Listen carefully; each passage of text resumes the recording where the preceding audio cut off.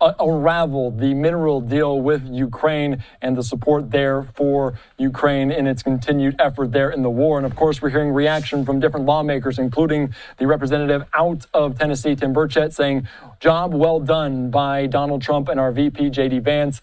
Give respect to get respect. And of course, that was the comment about what we saw in this. And of course, Vance talking about this, wanting Zelensky to thank them, to thank America. We're going to be joined right now by the man himself, Congressman out of Tennessee, Tim Burchett. Thank you so much for joining us here on Live Now from Fox. And you talk about respect, and that is a word that continually is brought up. Why do you feel that Zelensky wasn't respectful in that meeting? And what was your view on what transpired on Friday?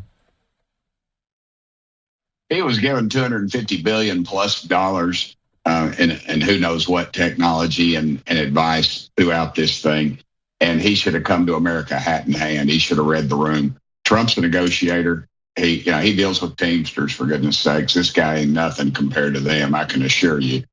And he rolled in there cocky, and he left with his tail between his legs. And Trump doesn't care what the rest of Europe thinks about us or their other left-wing governments think about us, but he does care what America thinks about Americans, and he showed it. And J.D. Vance backed him up 100%. America is proud of what went on. If you look across the thing the left can't stand is the racial barriers, and I saw a lot of different racial groups shouting their support for Donald J. Trump, and it was clearly another episode of that.